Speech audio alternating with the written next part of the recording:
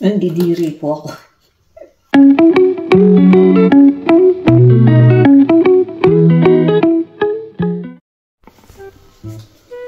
Hello po mga kuratsa. Bigla ako nag-vlog. May natutunan ako ngayon. Kasi po, nililinis ko yung hipon.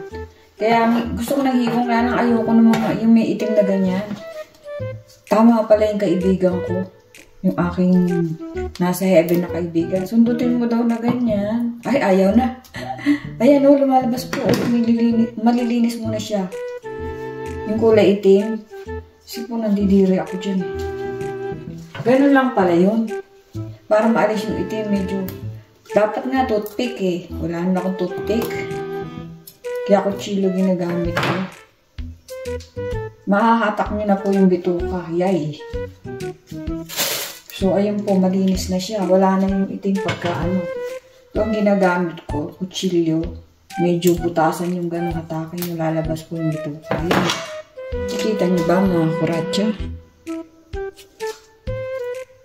So, makakain mo na siya ng diretso. Kasi kapag kinakain ko yan, inaalis ko pa yung itim. Ang hirap alisin. Ganyan pala yun.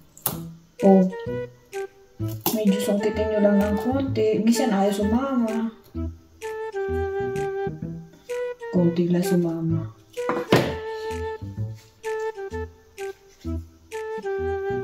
O, ayun po, oh. Gigamit nga ako ng maliit na kutsilyo.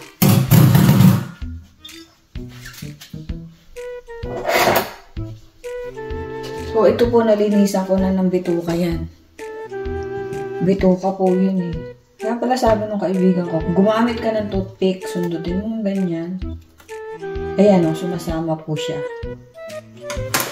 Malabas, diba? So, maaalis nyo na po yun.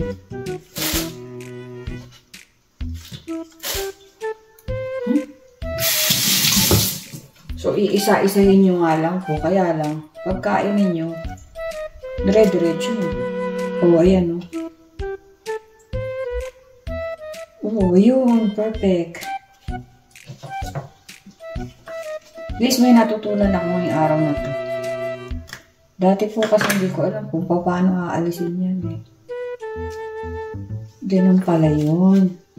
Ang ginawa ko kasi doon sa binalatan ko, yung isasaw ko sa ampalaya, binalatan ko siya at saka ako hiniwa sa gitna.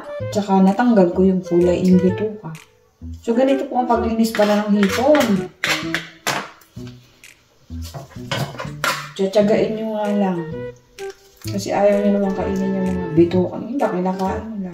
Ayoko po kasi ganyan. Yun nga lang, tsitsempohan nyo. Kung saan lalabas. Yun.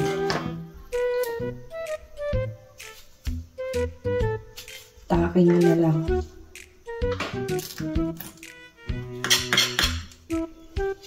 Sa isa.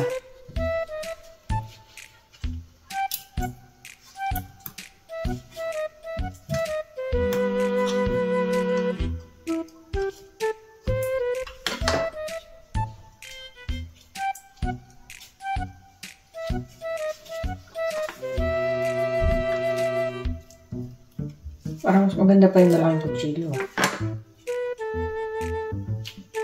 Kikita nyo, natatanggal yung niya itim.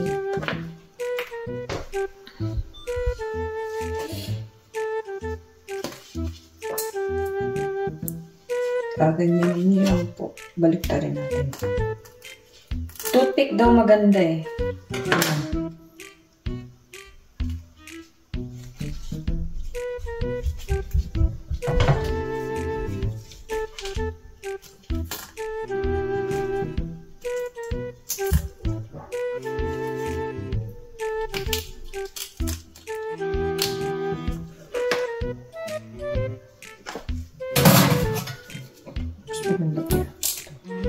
Yun.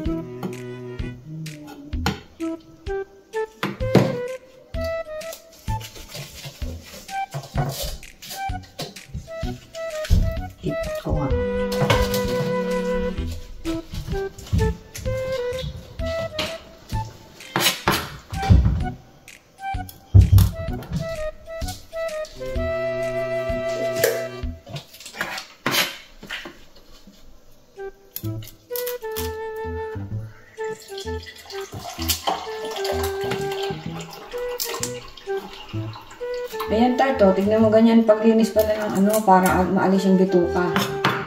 Ngayon ko lang natutunan kaya binablog ko. Dati sinasabi sa akin ni Lolit yun eh. Paglinis daw nga niyang ganyan. Sundutin mo ng toothpick tsaka mo atake na ganun. Lalabas yung bituka niya. Bituka yan eh.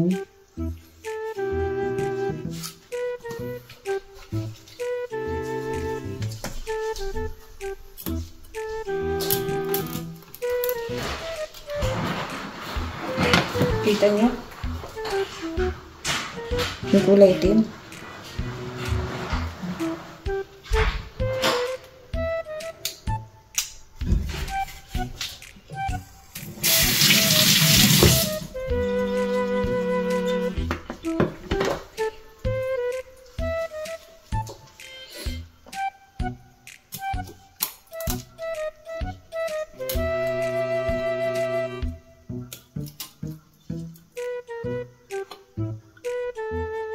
Lahat ng bituka to.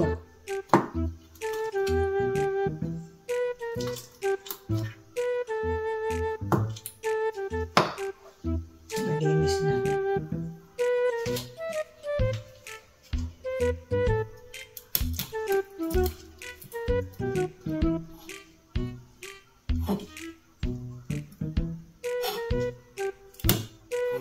Kasi kaya yun ang ayaw ko sa hipon, yung kulay itim. Ngayon, natutulog ko kung paano. Ito pong hipon na to ay worth $17 mahigit. Ito na yung pinakamura dun sa Costco. Pinakakonti. Pinili ko kasi dalawa lang naman kami. Yan. So, ganun lang din po sa iba.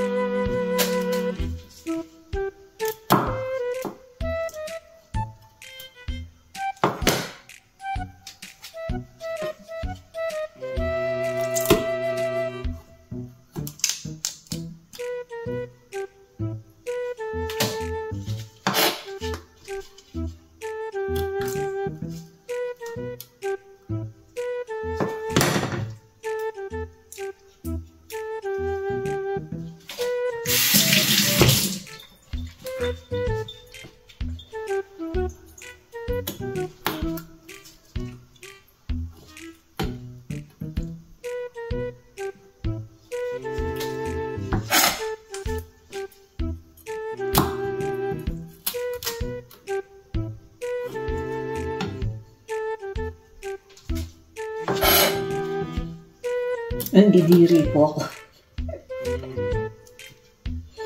Tinitiis ko lang.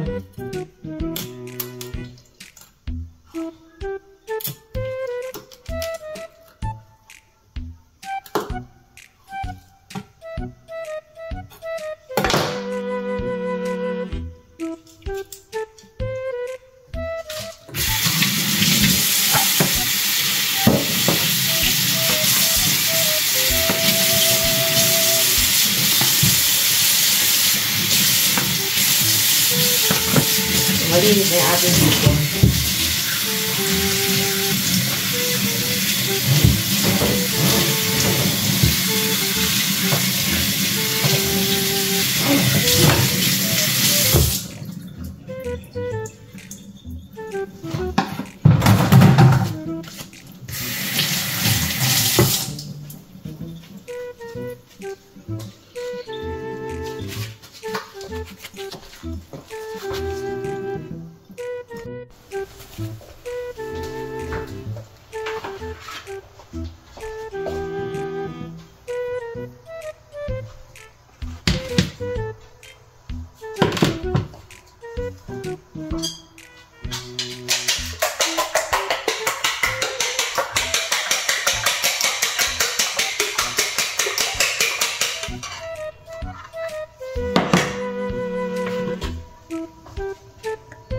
Magluluto po tayo ng ginisang ampalaya na may hipon.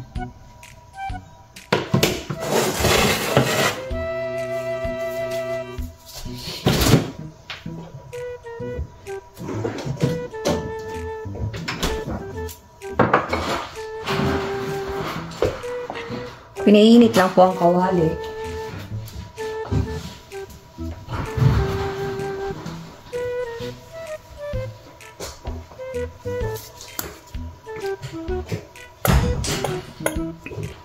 Olive oil.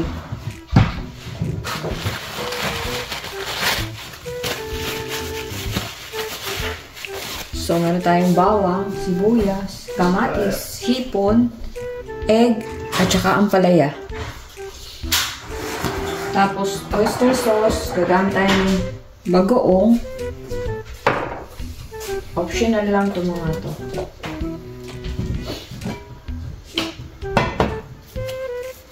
So, pinaiinit ko lang po yan at atin na pong magigisa. Atin na pong magigisa.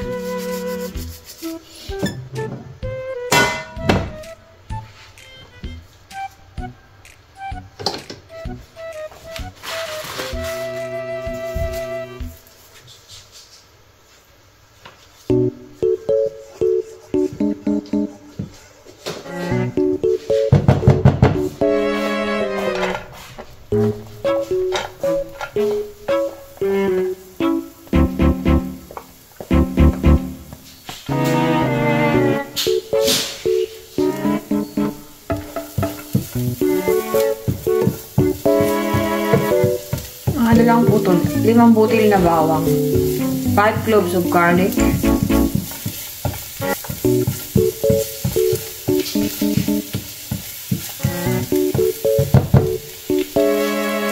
palagi po ako nagluluto ng ampalaya kasi po pampadagdag ng dugo para kay Don Paratochi.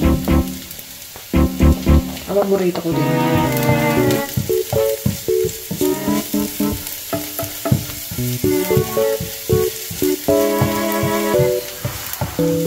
One small size onion.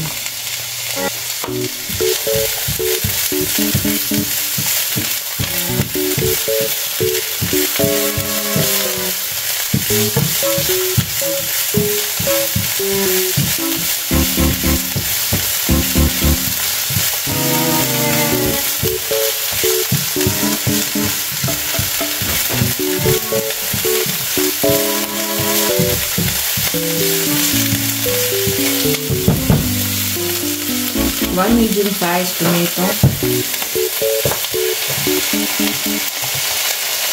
or kamatis in Tagalog.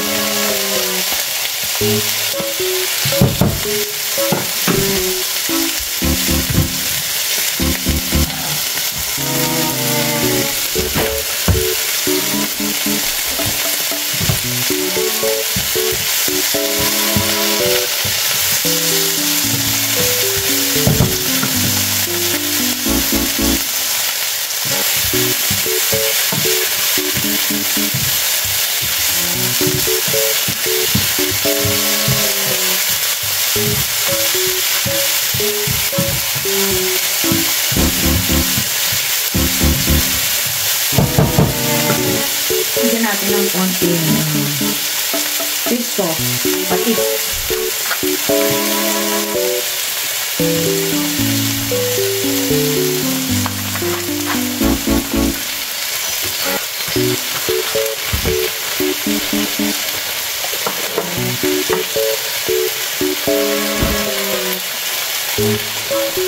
Inom muna po ako tubig.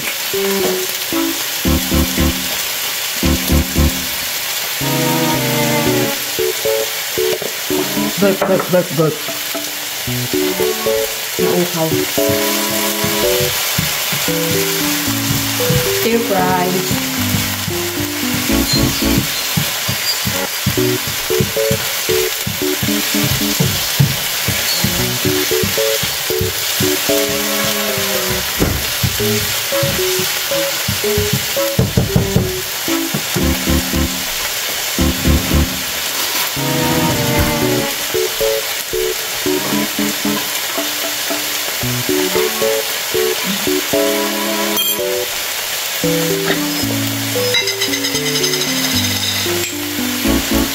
Bigyan natin ang bagoong.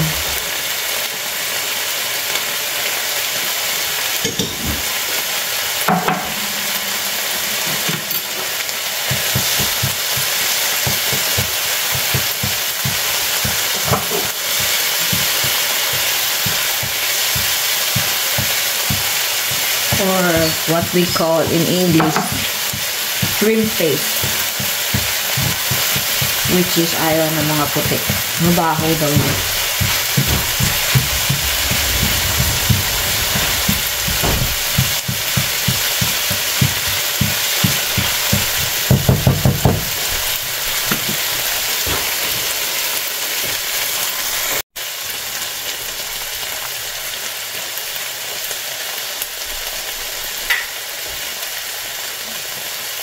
Lagyan natin tong hipon, shrimp.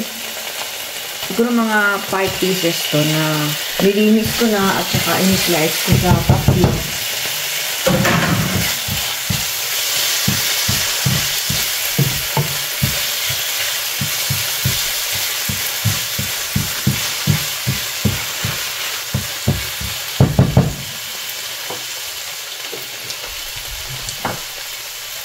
Oyster sauce.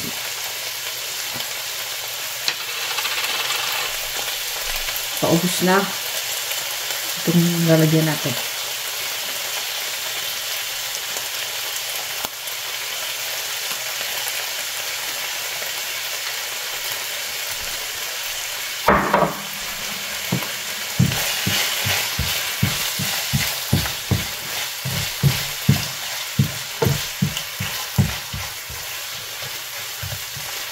Bango po.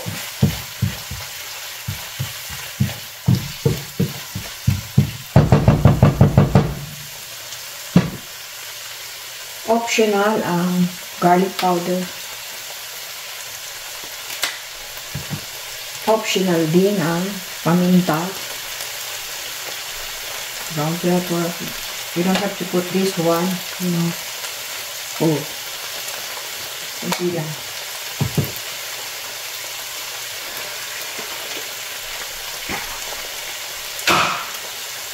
Yung nakaraang nagluto ako, may natira akong chicken broth. Lalagay natin dito.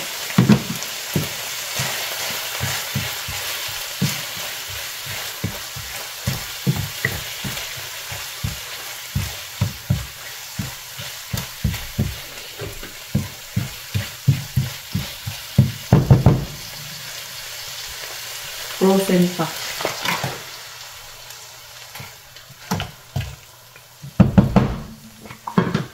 Pa natin para madali. Mas madali.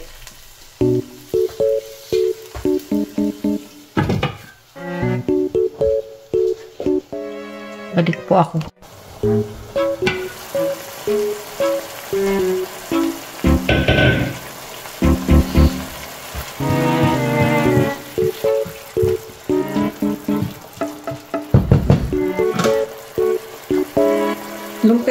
Tatlong pirasong itlog, 3 pieces egg, scrambled,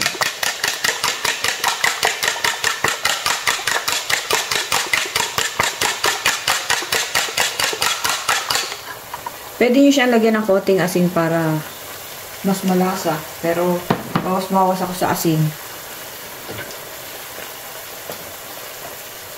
Ito na po yung 2 pirasong ampalaya, medium size. In English, bitter gourd, 2 pieces. Lagyan na natin.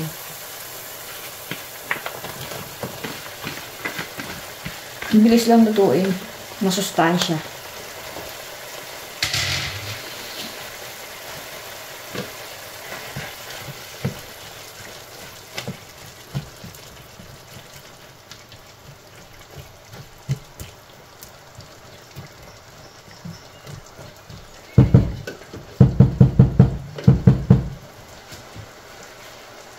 Nagdaga akong tubig.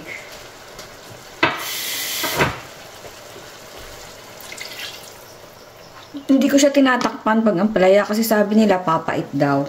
So, hayaan mo lang kumulo nang nakabukas yung ano. Huwag niyong takpan.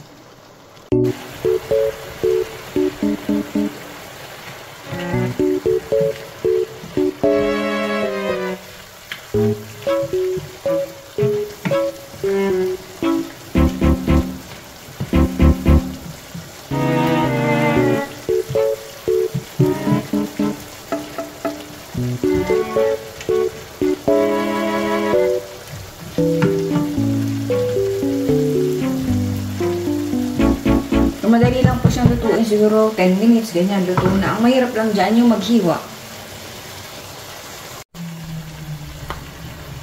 So, pag luto na yung palaya, o medyo maluto-luto na, pwede na natin isama yung itlog.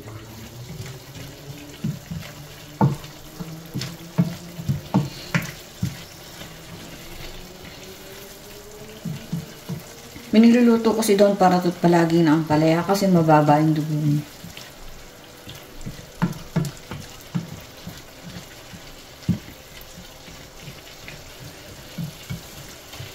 Dati pinipiga ko pa sa asin to eh. Kaso nawawala daw yung sustansya. So, nilalagyan ko na lang ng asin tsaka ako hugasan after binabad mo sa asin.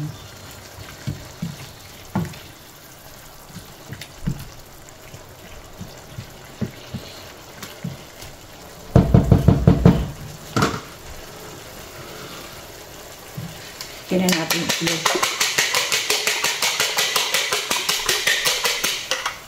Muna. Mas mahirap tikman kasi pag ano.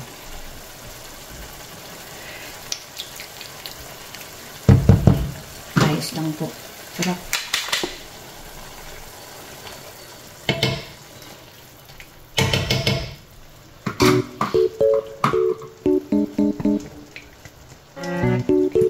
Sayang yung nakita kong kawali pink.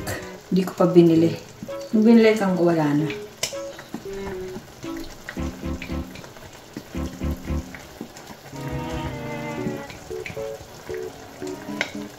Di po ba ang maswerteng kulay ngayon ay green?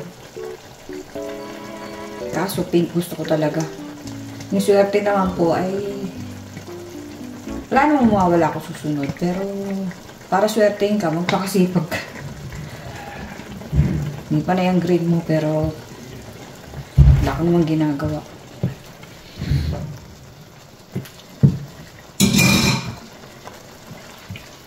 Ayan, almost cook na siya.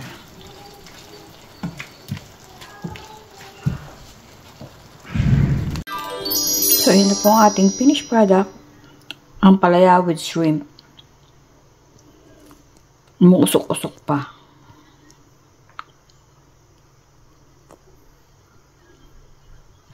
Masarap, masustansya, madaling lutuin. Ilagay ko na lang dyan para madaling ilagay sa rep pag di naubos.